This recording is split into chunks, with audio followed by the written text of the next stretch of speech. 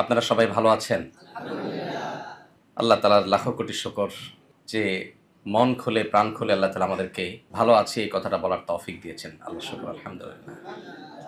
সম্মানিত উপস্থিতি, আমরা যে রমজান মাসে সিয়াম সাধনা করি, রোজা রাখি, এই রোজাটার একটা দার্শনিক দিক তুলে ধরেছেন ভারত উপমহাদেশের অন্যতম একজন ইসলামিক ব্যক্তিত্ব, মুসলিম বিশ্বের নোবেল খ্যাত কিং ফয়সাল অ্যাওয়ার্ড পুরস্কারপ্রাপ্ত হাতে গোনা ২-৩ জন মানুষের একজন এই উপমহাদেশের সৈয়দ আবুল হাসান আলী আন-নাদবী রহমতুল্লাহি আলাইহি, যার নাম হয়তো অনেকে আপনারা শুনেছেন। যার লেখা বই মাজা খাসিরাল আলামু বিইনহিতাতিল মুসলিমিন, মুসলমানদের পতনে বিশ্বের কি ক্ষতি হলো, মুসলিমরা যে আজ পৃথিবীর ড্রাইভিং সিটে নেই এর কারণে পৃথিবীর কি ক্ষতি হলো, পৃথিবীর মানুষের কি ক্ষতি হলো, এই বিষয়ে যে বইটি তিনি লিখেছেন মাত্র 18 বছর বয়সে, যখন এই বইয়ের ভূমিকায় তিনি লিখেছেন যে আমি কোনো আরব দেশের মধ্যে যাইনি, কোনো অ্যারাবিয়ানকে দু চোখে দেখিনি। এই অবস্থায় যে বই লিখেছেন, আজও আরব বিশ্বের মিডল ইস্টের এমন কোনো বিশ্ববিদ্যালয়, এমন কোনো সমৃদ্ধ লাইব্রেরি পাওয়া অসম্ভব যেখানে মাজা খাসরাল আলম বইটা নাই। সৌদি আরব সহ বেশ কয়েকটা দেশে আমি প্রত্যক্ষ করেছি, বিভিন্ন মিনিস্ট্রি, কয়েকটা মন্ত্রণালয় কম্পিটিশন করে এই বইটা লক্ষ লক্ষ কপি ছাপার ব্যবস্থা করে, শুধু মুসলিমদের ঘুমন্ত বিবেককে জাগাবার জন্য। এই কালজয়ী গ্রন্থ সহ বহু কালজয়ী গ্রন্থের রচয়িতা সৈয়দ আবুল হাসান আলী নদভী রহমতুল্লাহ আলাই, তিনি আমরা যে সিয়াম সাধনা করি, আমরা যে রোজা রাখি, এই রোজার একটা দার্শনিক দিক তুলে ধরেছেন। তিনি বলেছেন যে আমরা যে রোজা রাখি, এই রোজাটা মূলত আকার এবং আয়তনে ছোট ফরম্যাটের একটা রোজা, মাত্র 12 থেকে 14, 16, 17 ঘন্টা কম বেশি এই সময়ের রোজা। আমাদের জীবনে আরেকটা রোজা আছে, যে রোজাটা আকার এবং আয়তনে এর চাইতে অনেক বড়। আলেমিয়া নদী রহমতুল্লাহি আলাইহি এই দুই ধরনের রোজার যে ধারণা তুলে ধরেছেন, আমার কাছে মনে হয়েছে আমরা যে সিয়াম বা সম সাধনা করি, রোজা রাখি, এই রোজার যে আসল তাৎপর্য, এর যে অন্তর্নিহিত উদ্দেশ্য, এর যে নিগূঢ় রহস্য, সেটা তার দার্শনিক ব্যাখ্যার মাধ্যমে খুব চমৎকারভাবে ফুটে ওঠে। আমি তার সে দার্শনিক ব্যাখ্যাটি তুলে ধরার পাশাপাশি আমার নিজস্ব কিছু উদাহরণ, উপমা আমি হয়তো অ্যাড করবো ইনশাআল্লাহ, যেটা আমাদের দেশীয় প্রেক্ষাপটে আমাদের পুরো বিষয়টাকে রপ্ত করতে বা বুঝতে একটু সহজ হবে। আলিমিয়া নদভী রহমতুল্লাহ আলাইহি বলেছেন যে আমরা যে রমজানের রোজা রাখি, এটা হলো আমাদের জীবনের একটা ছোট ফরম্যাটের রোজা। গুরুত্বের বিচারে ছোট না, আয়তনের বিচারে আকারে ছোট। আর আরেকটা রোজা আছে আমাদের জীবনে, সেটা হলো আকারে সবচেয়ে বড়। সেই রোজাটার নাম হলো জীবনের রোজা। রমজানের রোজা আর জীবনের রোজার মধ্যে প্রায় সব দিক থেকে মিল আছে। আমরা যদি একটু দুইটাকে কম্পেয়ার করার চেষ্টা করি, আমরা দেখব রমজানে যে আমরা রোজা রাখি, এই রোজার শুরু হয় শোভে সাদিকের মাধ্যমে। জীবনের রোজার শুরু হয় মানুষ যখন প্রাপ্তবয়স্ক হয় তখন থেকে। রমজানের রোজা পরিসমাপ্তি ঘটে সূর্য যখন অস্তমিত হয়, জীবনের রোজার পরিসমাপ্তি ঘটে জীবনের সূর্য যখন ডুবে যায়। রমজানের রোজা, এই রোজায় যেরকম নির্দিষ্ট কিছু বিষয় আমাদেরকে দেওয়া হয়েছে, এগুলো থেকে আমাদেরকে বেঁচে থাকতে হয়, বিরত থাকতে হয়। রমজানের রোজা যেরকম বিরত থাকার অপর নাম, জীবনের রোজাটাও বিশেষ কিছু আল্লাহর হুদুদ আছে কোরআনে, যেটাকে বারবার করে আল্লাহ বলেছেন ওয়াতিলকা হুদুদুল্লাহ ফালা তা'তাদুহা। এগুলো আল্লাহর সীমানা। জীবনের রোজা রেখে এই সীমানাগুলো ব্রেক করা যাবে না। রমজানের রোজার সাথে জীবনের রোজার এরকম বহুবিধ মিল আমরা খুঁজে পাবো, বহুবিধ। আরেকটা মিল আমরা খুঁজে পাবো, যে মিলটা আলেমিয়া নদী রহমতুল্লাহ বলেন নাই, আমার কাছে মনে হয়েছে, সেটি হলো জীবনের রোজা যারা রাখেন, রমজান রোজা রাখার সাথে দারুণ একটা উদাহরণ এখানে আমরা পাই। রমজান মাসে যদি কেউ রোজা রাখেন, বিশেষ করে ছোট বাচ্চাদের কথা আমি বলতে চাই।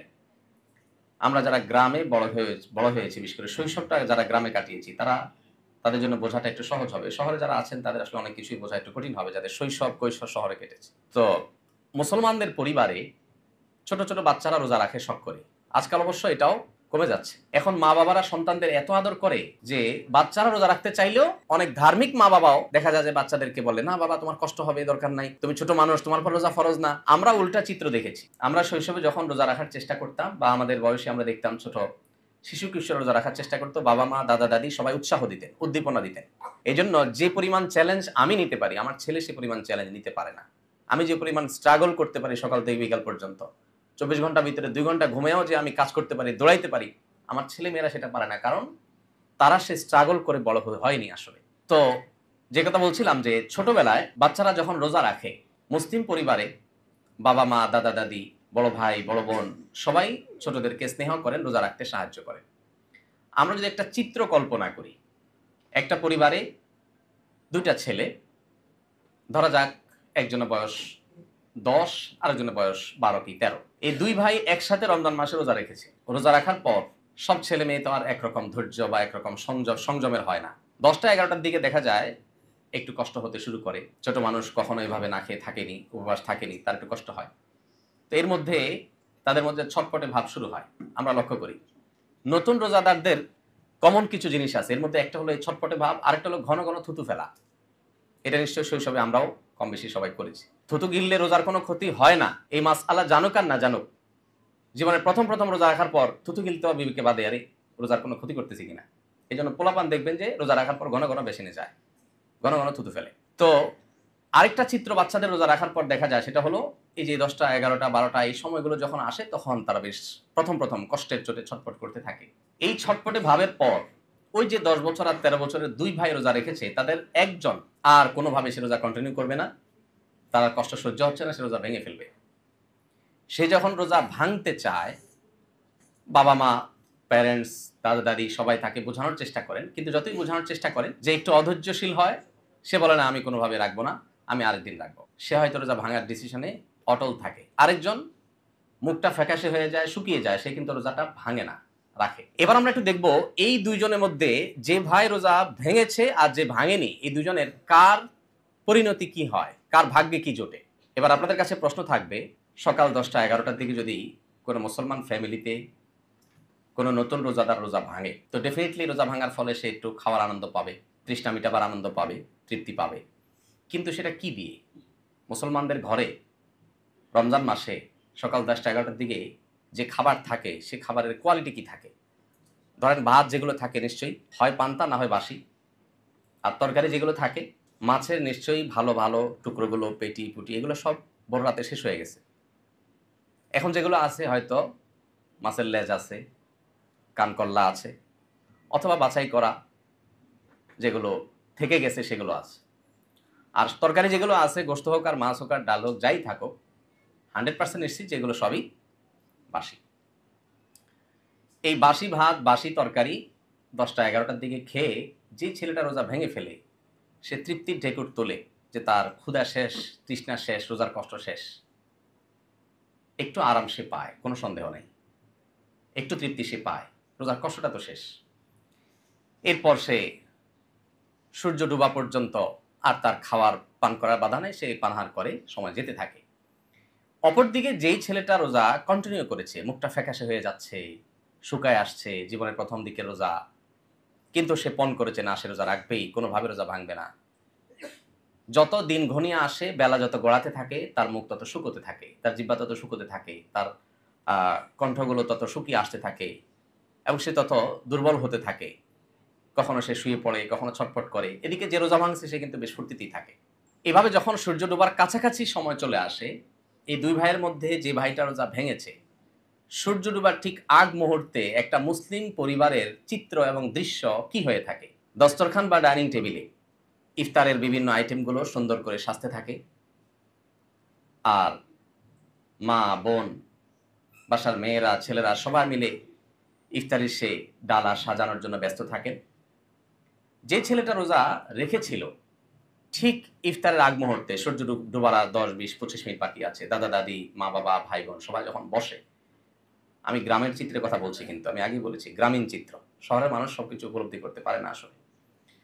তো গ্রামে যদি এরকম একটা অবস্থা তৈরি হয় ইফতারের আগ মুহূর্তে, যে আপনি বিছানা বিছিয়ে ইফতারের সব আইটেম নিয়ে বসছেন, শরবত, ঝাল, মিষ্টি সব আইটেম সাজানি বসছেন, ফলমূল নিয়ে, যে ছেলেটা রোজা থাকে, সেই ছেলেটার অবস্থান থাকে যে সে ডাইনিং টেবিলে দাদার কাছে, বাবার কাছে, মায়ের কাছে খুব যত্ন সহকারে থাকে, এবং সবাই তার মাথায় হাত বোলাতে থাকে, পিঠে হাত চাপাতে থাকে, মাশাআল্লাহ, এই তো আর 20 মিনিট, আর 15 মিনিট, এই তো আর একটু বাকি, আজান দিল, আর দেরি নাই, দেখো যে কত রকমের খাবার তোমার জন্য আসছে। তাকে কিন্তু একের পর এক সে খাবারের প্রলোভন, খাবারের জন্য তাকে উৎসাহ দেওয়া, উদ্দীপনা দেওয়া, মানে সে যে জিতে গেল, সে যে জয়ী হয়ে গেল তার জীবনের রোজায়, রমজানের রোজায়, এটার জন্য তাকে উৎসাহ দিতে থাকে।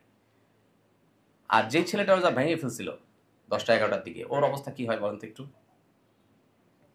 আমরা কেউ কি একটু কল্পনা করতে পারি কি হতে পারে গ্রামীণ মুসলিম পরিবারে ও যদি ইফতারির এই ডাইনিং টেবিল বা ইফতারের বিছানা বা দস্তরখানার কাছাকাছিও ঘেঁষে দেখা যায় যে কখনো হয় মা দিছে ধমক, তো এখানে কি করস, তোরা বলছি বাবুরে রাখার জন্য, বেচারা দৌড় দিয়ে যায় বাবুর কাছে, আবার হয়তো কিছুক্ষণ বাবুরে রেখে সান্ত্বনা দিয়ে আবার আসছে, আরে এত সব খাবার গ্রানের সব মোহিত হয়ে গেছে, এবার বাপে দেয় ধমক, তোরা বলছি যে মোমবাতি নিয়ে আসার জন্য দোকান থেকে, তো এখানে কি করস, আবার হয়তো আরেক বোনে ধমক দিছে যে তোমার বলছি না যে মোরগগুলো ধরো খোয়াড়ে, তোমার বলছি অমুক কাজটা করো, এই তাড়াতাড়ি করে চামচটা নিয়ে আসো, এই বেচারা দৌড়ের উপরে থাকে। আর যে রোজা রাখছে কষ্ট করে, তার রাখতে কষ্ট হয়েছে, কিন্তু ইফতারের আগ মুহূর্তে সে যে আদরটা পায়, সে যে যত্নটা পায়, সেই যত্নকে পৃথিবীর কোনো কিছুর সাথে তুলনা করে কখনো বোঝানো যাবে না।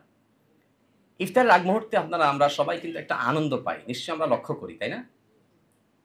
আমার কাছে মনে হয় পৃথিবীর কোনো খাবারে এই তৃপ্তি নাই ইফতারের এক টুকরো খেজুর, এক ডোক পানি, একটু শরবতের মধ্যে যে তৃপ্তি, যারা রোজাদার তারা সবাই আমরা ফিল করার কথা। দেখুন, ইফতার হলো, আরবিতে আমরা ইফতার বলি, এর বাংলা অর্থ কি? নাস্তা, যেটাকে ফুতুর বলি। ফুতুর ইফতার একই জিনিস, একই মূলধাতু থেকে উৎকলিত। ইফতার মানে নাস্তা। সারা বছর আমরা রাতভর না খেয়ে থেকে সকালে নাস্তা খাই, আর রোজা রেখে দিনভর না খেয়ে থেকে ব্রেকফাস্ট করি, এটাই একই জিনিস, শুধু টাইমটা চেঞ্জ হয়েছে। পার্থক্য আরেকটা আছে, সেটা হলো সাধারণ নাস্তা একটা মোবাহ কাজ, জায়েজ কাজ, কেউ খাইলে সওয়াব নাই, না খাইলে গুনাহ নেই, সেটা শুধু বৈধ কাজ না, সেটা একটা সুন্নাহ, এর ফলশ্রুতিতে একটা সওয়াব পাবে বান্দা। সবচেয়ে বড় পার্থক্যের জায়গাটা হলো নাস্তা যদি আপনি কোনো বুফেও করেন, 20-50 আইটেমে যদি আপনার সামনে উপস্থিত থাকে, নিশ্চয়ই আপনি অনুভব করবেন ইফতারের সামান্য সাদামাটা আয়োজনও সামনে নিয়ে যে আপনি বসে থাকেন, সূর্য ডুবার জন্য অপেক্ষা করেন, এই যে আনন্দ, এই যে আপনার অবর্ণনীয় তৃপ্তি, এই যে আপনার জান্নাতি এক স্বাদ, এই স্বাদ পৃথিবীর কোনো খাবারে নেই। আর এই কথাটা কি নবী করিম সাল্লাল্লাহু আলাইহি ওয়াসাল্লাম তার ভাষায় বলেছেন, লিসাইমি ফারহাতান, ফারহাতুন ইনদা ফিতরিহি ওয়া ফারহাতুন ইনদা লিকাই রাব্বি। রোজাদারকে আল্লাহ তাআলা দুটি আনন্দ দেন, তার একটি হলো ইফতারের সময়, আরেকটি হলো আল্লাহর সাথে সাক্ষাতের সময়। এই ইফতারের সময়, এটার আবার দুইটা ব্যাখ্যা, একটা হলো প্রতিদিনের প্রাত্যহিক ইফতারের সময়, আরেকটা ব্যাখ্যা হলো ঈদের সময়, সেটা হলো পুরো রমজানের ইফতার। ঈদের মধ্যে আল্লাহ যে আনন্দ রেখেছেন, সে আনন্দ অন্য কোনো আনন্দে বা উৎসবে নেই, ইফতারের মধ্যে যেটা আছে সেটাও কোথাও নেই। তো যেই ছেলেটা রোজা সম্পন্ন করে, সে কিন্তু ইফতারের সময় এই পরম আনন্দটা অন্য রোজাদারদের চাইতে একটু বেশিই পায়, কারণ সবাই তাকে আদর করে।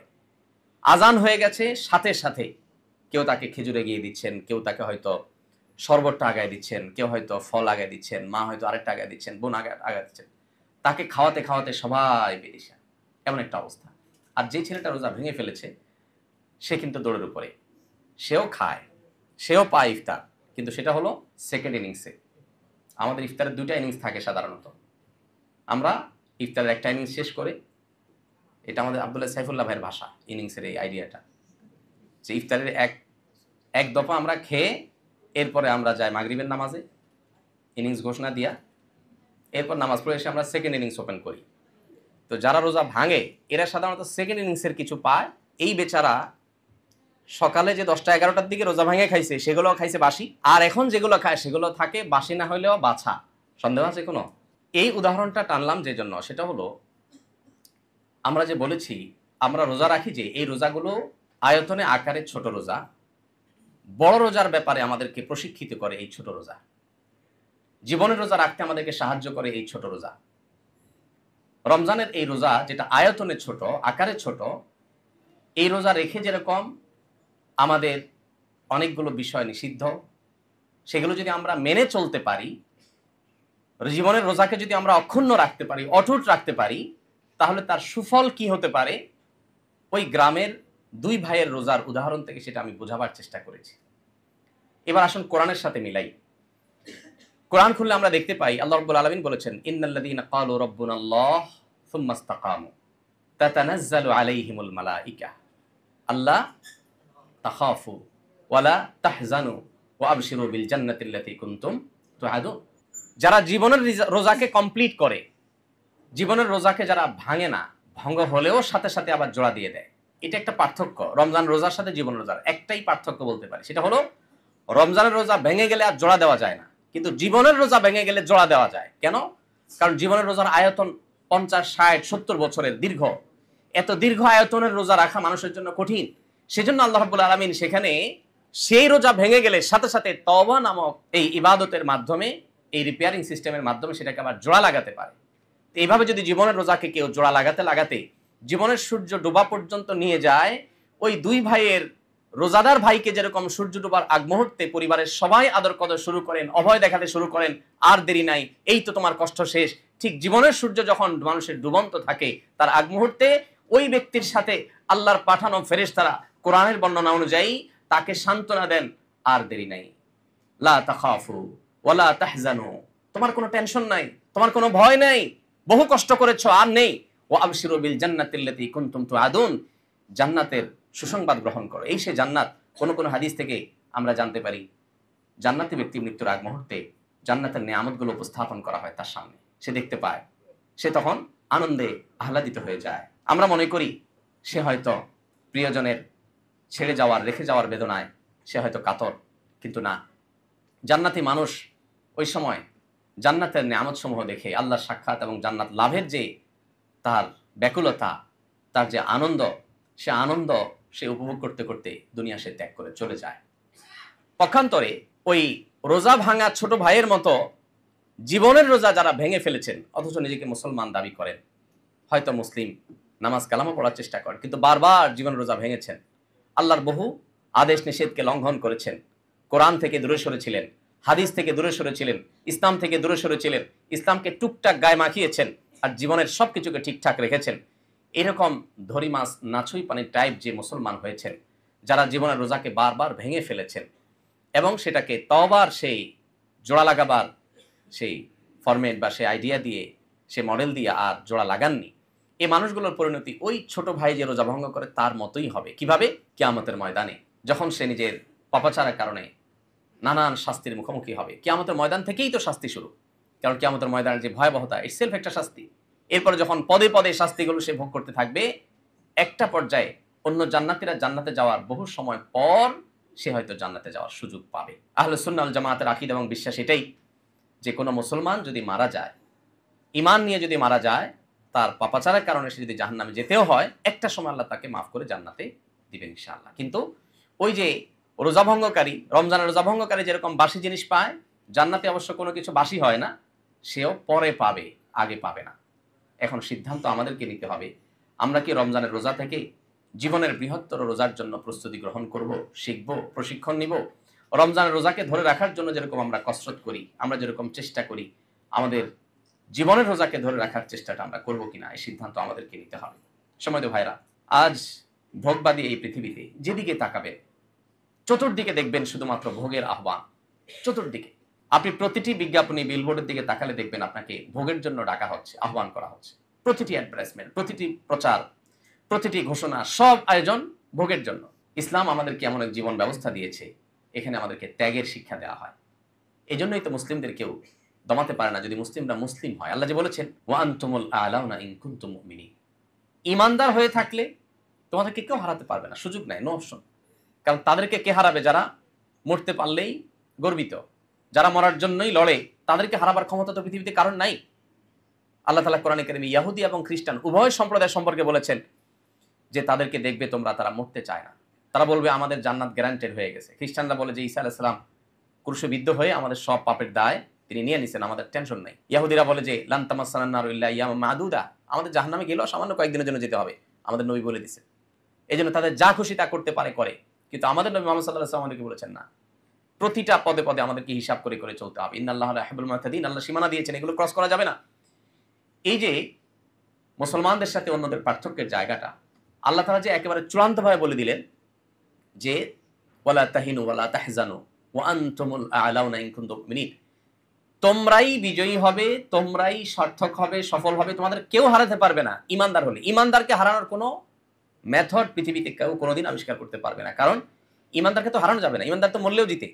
নবী করিম সাল্লাল্লাহু আলাইহি ওয়াসাল্লাম বলেছেন, আজাবান লি আমরিল মুমিন, ঈমানদারের পুরো জীবনটাই হলো পিকুলিয়ার, অদ্ভুত, আশ্চর্যজনক। কারণ ইন আসাবাহু খায়রুন শাকারা ফাকানা খায়রুল্লাহ, ঈমানদারের জীবনে যদি ভালো কিছু হয় সে আলহামদুলিল্লাহ বলে, শুকরিয়া আদায় করে, একদিকে ভালো জিনিস পাইলো, আবার শুকরিয়া আদায় করে সওয়াব পাইলো। ওয়াইন আসাবাহু শাররুন, আর ইমানদারের জীবনে যদি কোনো বিপদ আসে, কষ্ট আসে, সবারা, সে ধৈর্য ধারণ করে, ফাকানা খায়রাল্লাহ, ধৈর্য ধারণ করে আবার সে সওয়াব কামাই করে। হাতির মতো মরলেও লাখ, বাঁচলেও লাখ। এই জন্য ভাই, যে ইসলাম আল্লাহ তাআলা আমাদেরকে দিয়েছেন, শুধুমাত্র এই নিয়ামতের কথা যদি আমরা চিন্তা করি, আল্লাহর এই নিয়ামতের শুকরিয়া কিয়ামত পর্যন্ত সিজদা দিয়ে আমরা আদায় করতে পারবো না। এই যে আমরা সিয়াম সাধনা করছি, এই সিয়াম আমাদেরকে কত কিছু দিচ্ছে। দেখুন, আমরা যে বিরত থাকার কসরত করছি, সিয়াম তো আমাদেরকে, সিয়াম শব্দের অর্থ, সম শব্দের অর্থ বিরত থাকা, আমরা সবাই জানি। পানাহার যৌনাচার থেকে আমরা বিরত থাকছি। এত কিছু থাকতে আল্লাহ তাআলা রোজা রেখে এই দুইটা কাজ কেন ছাড়তে বললেন? পানাহার এবং যৌনাচার কেন? দুনিয়াতে ভোগের তো আরো বহু শত আইটেম আছে, আল্লাহ কেন বললেন রোজা রেখে এই দুইটা করা যাবে না? কারণ পৃথিবীতে মানুষ যত অপরাধ করে, মানুষের মধ্যে যত অপরাধের ভেতরে যে অদৃশ্য দাহন বা জ্বালা তাকে ছটফট করাতে থাকে, সেটা মূলত এই ক্ষুণ্ণবৃত্তি এবং যৌনবৃত্তির কারণে হয়। এই দুইটাকে যদি মানুষ কন্ট্রোল করতে পারে, তাহলে সে নিজেকে কন্ট্রোল করতে পারে। আমি যেটা বলছিলাম, যে গোটা পৃথিবী আপনাকে ভোগের আহ্বান করবে, শুধু ইসলাম আপনাকে বলবে না ব্রেক ব্রেক। সিয়াম মানে হলো ব্রেক। আমার এখন ক্ষুধা আছে, তৃষ্ণা আছে, পিপাসা আছে, খাবারও হাতের কাছে আছে, পানিও আছে, কিন্তু আমি খাচ্ছি না, ব্রেক দিচ্ছি, এটাই সিয়াম। তো আমার জীবনের পদে পদে যখনই কোনো কাজ আমি করতে যাব, সেখানে আল্লাহর আদেশ নিষেধ দ্বারা যদি আমি এরকম নিজেকে নিয়ন্ত্রণ করতে পারি, ব্রেক দিতে পারি, থামাতে পারি, এটাই হলো জীবনের রোজা রাখা। রমজানের রোজা আমাদেরকে জীবনের রোজা রাখার পরে সাহস যোগায়, শিক্ষা দেয়, প্রেরণা দেয়, প্রশিক্ষণ দেয়।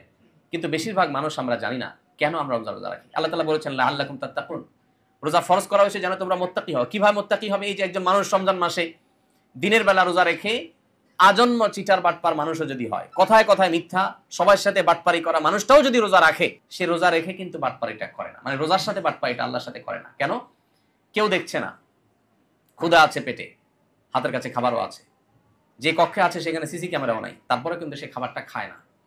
কেন? সব জায়গায় ছলচাতুরি করে, সব জায়গায় চিটারি বাটপারি করে, কিন্তু এখানে এসে সে কেন খায় না?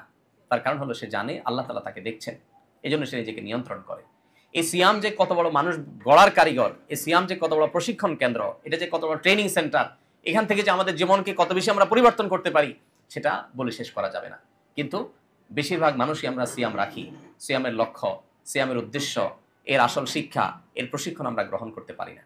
আমি হাজার হাজার লাখো মানুষের মজলিসে, মাহফিলে প্রশ্ন রেখেছি, কেন আমরা রোজা রাখি? দেখা গেছে যে শতকরা একজন মানুষ উত্তর দিতে পারেন না কেন রোজা রাখেন। রোজা কিন্তু রাখছেন 20-30 বছর ধরে, কিন্তু তিনি জানেন না তিনি রোজা কেন রাখছেন।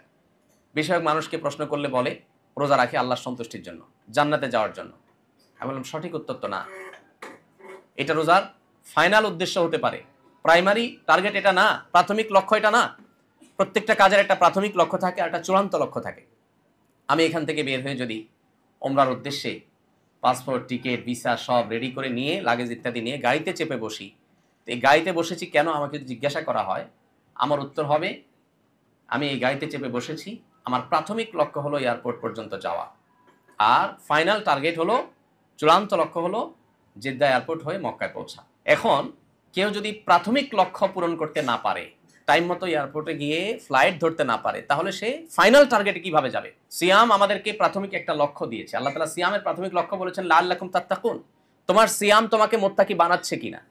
প্রতিদিনের সিয়াম শেষে তোমাকে হিসাব মিলাতে হবে যে আজকের দিনে কয়বার মিথ্যা বলতে গিয়ে আমার মুখ থমকে গেছে, আজকের দিনে কয়বার সোশ্যাল মিডিয়াতে, মোবাইলে, ফেসবুক, ইউটিউবে স্ক্রল করতে করতে একটা হারাম ভিডিও আমার চোখের এরিয়াতে এসেছে, আমি আল্লাহর ভয়ে সেটাকে স্কিপ করে চলে গেছি। এই ঘটনা কয়বার ঘটেছে? আজকের দিনে কয়বার সহকর্মীর সাথে, কারোর সাথে মেজাজ হারানোর মতো ইস্যু তৈরি হয়েছে, কিন্তু নবীজি বলেছেন রোজাদার যেন বলে দেয় ইন্নী সাইম, আমি রোজা আছি ভাই, তোমার কথার গরম উত্তর আমি দিতে পারলাম না। এটা সে কয়বার বলতে পেরেছে? সারা মাস ব্যাপী যদি এরকম কসরত করে, তাহলে সেখান থেকে তার ভালো কাজের অভ্যাস, মন্দ কাজ থেকে নিজেকে বেঁচে থাকার অভ্যাস গড়ে উঠবে।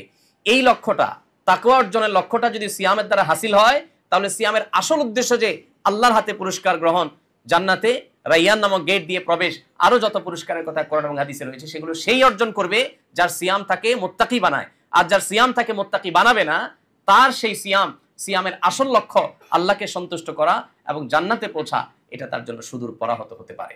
এই জন্য ভাইরা, বারবার করে আমাদের প্রতিদিন আমাদের সিয়ামের লক্ষ্য উদ্দেশ্য সম্পর্কে আমাদের নিজেদেরকে প্রশ্ন রাখা দরকার। আমি কতটা এই উদ্দেশ্যকে বাস্তবায়ন করতে পারছি, কতটা আমি সিয়ামের সিয়ামের মেসেজটা আমি বুঝতে পারছি, সিয়ামের বার্তাটা আমি নিতে পারছি। প্রতিদিন বারবার করে এই যোগ বিয়োগ করা দরকার। আমার যদি রমজান মাস শেষে তাকওয়াতে এক বিন্দু পরিমাণও পরিবর্তন না হয়, তাহলে ভাইরা আমার, কোরআন এবং সুন্নাহর জ্ঞান আল্লাহ আপনাকে, আমাকে, আমাদের সবাইকে যেটুকু দিয়েছে, সে সাধারণ জ্ঞান থেকে আমরা বলতে পারি এই সিয়াম অনেকটাই অর্থহীন। আল্লাহ নবীর ভাষায় বলতে গেলে মাল্লাম ইয়াদা কাউলা জুরি ওয়াল আমালা বিহি ওয়াল জাহাল, সহিহ বুখারীর হাদিস, যে ব্যক্তি মিথ্যা কথা, মিথ্যা কাজ, মূর্খতা সুলভ আচরণ এগুলো পরিহার করতে না পারলো, ফালাইসা লিল্লাহি হাজা আইয়াদা তাআমাহু ওয়া শারাবা, তাহলে তার এই পানাহার বর্জনে আল্লাহর কোনো ঠেকা পড়ে নাই, কোনো লাভ নেই। এজন্য ভাই, সিয়াম আমরা রাখছি, মুত্তাকি আমরা হচ্ছি না। রোজা আমরা রাখছি, তাকওয়া চর্চা আমাদের বাড়ছে না। রোজা আমরা রাখছি, পরিবর্তন আমাদের হচ্ছে না। এই বছরের এই রমাদান, এটা আমার জীবনকে পরিবর্তন করতে হবে। কি পরিবর্তন করব, কোন জায়গায় আমি সংশোধনী আনবো, সেটা আমাকে ডিসিশন নিতে হবে। নিশ্চয়ই আমার উইকনেস পয়েন্টগুলো আমার জানা আছে, আমার দুর্বল পয়েন্টগুলোকে আমি নোট করে এই রমজানে সেগুলোকে আমি কোরবান করার, সেগুলোকে আমি বিসর্জন করার, ত্যাগ করার সংকল্প এবং শপথ আমাকে করতে হবে। রমজান শেষে যেন আমি নিজের কাছে নিজে অন্তত ক্লিয়ার থাকি যে আমি এই জায়গা থেকে এই জায়গায় চলে আসছি, সরে আসছি। স্পেসিফিক যেন একেবারে আমার এক একটা বদভ্যাস আমি ত্যাগ করার সংকল্প করে যেন সফল হই। যদি না করি, তাহলে ভাই আবার আরেকটা রমজান পাবো, আবার আত্মশুদ্ধির সুযোগ পাবো, আবার সংশোধনের সুযোগ পাবো, সেই গ্যারান্টি তো কেউই আমরা কাউকে দিতে পারবো না। অতএব এটাকে জীবনের শেষ রমজান মনে করি, অবশিষ্ট দিনগুলোকে আমরা তাকওয়া চর্চার ব্যাপারে আরও সিরিয়াস হই, আরও আন্তরিক হই, রোজার আসল উদ্দেশ্যটাকে আমরা বোঝার চেষ্টা করি। দেখুন, প্রিয় নবী সাল্লাল্লাহু আলাইহি সাল্লামের জীবনে 8টা রমজান পেয়েছেন, 8টা বা 9টা রমজান পেয়েছেন। দ্বিতীয় হিজরিতে রমজান রোজা ফরজ হয়েছে, দশম হিজরিতে তিনি দুনিয়া থেকে চলে গেছেন। আর আমরা এক একজন জীবনে 20, 30, 40, 50, 60 বছর রোজা রাখার সুযোগ পেয়েছি। সাহাবীদের অনেকে জীবনে একবার রমজান রোজা রাখা পেয়েছেন, কেউ হয়তো একবারও পান নাই। বৃদ্ধ বয়সে ইসলাম গ্রহণ করেছেন, এরপরে জেহাদে গিয়েছেন, শহীদ হয়ে গেছেন, শেষ রমজান রোজা রাখার সুযোগই পান নাই। কেউ হয়তো 2টা 4টা পেয়েছেন, আর আমরা 50-60টা রমজান পাচ্ছি। বাট আমাদের জীবনে কোনো পরিবর্তন নাই। আর এই জন্য এতগুলো কথা বলা। সিয়াম শুধুমাত্র আল্লাহর কাছ থেকে পুরস্কার গ্রহণ করা বা সওয়াব আহরণের জন্য নয়, সেটা সিয়ামের অন্যতম উদ্দেশ্য। কিন্তু সিয়ামের আসল উদ্দেশ্য হলো লাআল্লাকুম তাত্তাকুন, যেন আমরা মুত্তাকি হতে পারি। আল্লাহ রাব্বুল আলামিন আমাদের সবাইকে রমজানের এই সিয়াম থেকে সারা জীবনের যে রোজা, আমাদের জীবনব্যাপী যে রোজা, সেই রোজার জন্য আল্লাহ তাআলা আমাদেরকে শিক্ষা গ্রহণ করা, প্রশিক্ষণ গ্রহণ করার তৌফিক দান করুন। আল্লাহর সকল আদেশ নিষেধের সামনে মাথা নত হয়ে, মাথা পেতে দেওয়া, আল্লাহর সামনে নিজেকে সমর্পণ করে দেওয়া, পুরো জীবনকে আল্লাহর জন্য উৎসর্গ করে দেওয়ার ঈমানী শক্তি আল্লাহ তাআলা আমাদেরকে দান করুন। আমরা যেন নিজেদের জন্য, আল্লাহর দ্বীনের জন্য, আল্লাহর নবীর এই কষ্টে রেখে যাওয়া কষ্টার্জিত ইসলাম, এটাকে সংরক্ষণ করবার জন্য, এটাকে প্রতিষ্ঠা করবার জন্য, নিজের মধ্যে, সমাজের মধ্যে, রাষ্ট্রে, গোটা পৃথিবীতে এর জন্য আমাদের সারা জীবনকে যেন আমরা বাজি রাখতে পারি। এটাই আমাদের সার্থকতা, এটাই আমাদের সফলতা। যারা আল্লাহর প্রতি বিশ্বাসী নয়, তারা ভোগে যে আনন্দ পায়, আমাদের ত্যাগের আনন্দ যদি তারা জানতো, বহু আগে সে ভোগ রেখে তারা আমাদের ত্যাগের কাতারে এসে দাঁড়াতো। আল্লাহ তাআলা আমাদের